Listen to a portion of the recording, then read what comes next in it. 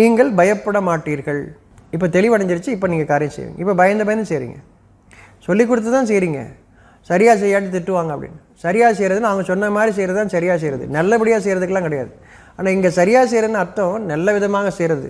ஆனால் அவங்க சொல்கிற சரியாக என்ன தெரியுமா, நான் சொன்னது மாதிரி கரெக்டாக வைக்கணும், நான் சொன்ன மாதிரி இப்படி செய்யணும், அதுதான் அவங்க சொல்கிறது சரி. அப்படி தப்பு சொல்லிடுவாங்களும் பயந்து செய்வீங்க. நல்ல எண்ணத்தோடு செய்யும்போது அந்த பயம் விலகி இருக்கும். நீங்கள் சரியாக தான் செய்கிறீங்க, ஆனால் பயப்படுறீங்க. இந்த சரி வேறு, இறைன்னு சொல்லக்கூட நல்ல விதமாக செய்யணுங்கிற அது வேறு.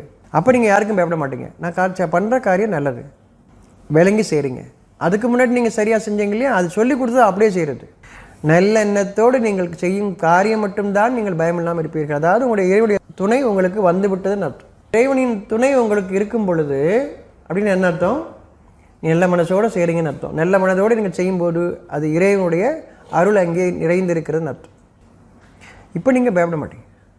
ஆகவே நீங்கள் அறியாதிருப்பதை அவன் அறிகிறான், இதனை அன்றி நெருங்கிய ஒரு வெற்றியையும் ஆக்கி தந்தான். நீங்கள் நல்லதை ஏற்றுக்கிட்டீங்க இல்லையா, நல்ல மனசோட காரியம் செஞ்சீங்க இல்லையா, அதுக்கு உடனடியே உங்களுக்கு ஒரு சாட்சியும் காட்டுவான். நீங்கள் நம்பிக்கை கொள்றதுக்காக இது நாள் வரைக்கும் பெரியவங்க சொல்லி கொடுத்ததை அது என்ன சொன்னாலும் சரி செஞ்சுட்டு வந்தீங்க இல்லையா, பல காலம் செஞ்சேன், நானும் செஞ்சுக்கிட்டு தான் இருக்கிறேன்னு சொன்னீங்க. இப்போது நீங்கள் புதிய அகத்தோடு நல்லதை ஏற்றுக்கொண்டு காரியங்கள் செய்யும்போது சமீபமான ஒரு வெற்றியை நீங்கள் செய்யக்கூடிய காரியத்தில் ஒரு நன்மையை உங்களுக்கு காட்டுறான்னு அர்த்தம். சாட்சி காட்டுறான். அதை புரிஞ்சக்கூடிய சக்தி இப்போ உங்களுக்கு இருக்கும். அதுக்கு முன்னாடியும் கொடுத்துருக்கான், நம்ம அதை புரிஞ்சிக்கவே இல்லை, இதெல்லாம் நல்லதுன்னு புரிஞ்சிக்கவே இல்லை. ஏன்னா சொல்லி கொடுத்து தான் செஞ்சுக்கிட்டே இருந்தோம். ஆனால் இப்போது உங்களுக்கு புரியுது, அதனுடைய பலனையும் உங்களுக்கு தருகின்றான். உங்களுக்கு நீங்கள் விளங்கிக்கிறீங்க நல்லதுன்னு. நம்ம உறுதிப்படுறதுக்காக இறைவனுடைய பாதையில் நமக்கு சாட்சிகளை கொண்டு பயணம் செய்கிறோம். நம்மளுக்கான சாட்சி யாரோ சொன்னதில்லை, நம்ம வாழ்க்கையில் நமக்கு உணர்த்துறான். அதை உணரக்கூடிய ஒரு தெளிவும் நமக்கு கொடுக்குறான். அதுக்கு முன்னாடி தெரியல, இப்போ தெரியுது. ஒரு சிறிய காரியம் பண்ணாலும் தப்பாக இருக்குது அப்படின்னு நமக்கே புரியுது. மறைச்சி செஞ்சுக்கிட்டு இருக்கோம், இதெல்லாம் புரியும். முன்னாடி அதெல்லாம் இல்லை, எல்லோரும் இப்படி தான் செய்கிறாங்க, நானும் செய்கிறேன், அது மட்டும் இருந்துச்சு.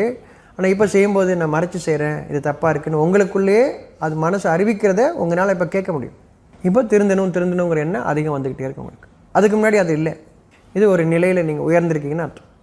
அதுக்கு முன்னாடி உங்களுக்கு அந்த விஷயம் நடக்கும்போது தெரியல, எப்பயும் கூட இருக்கீங்க. ஆனால் இப்போ உணர்த்தப்படுது, இது நாள் வரைக்கும் செஞ்சுருக்கேன், இப்போ எனக்கு தோணலையே, இன்றைக்கி தோணுதே.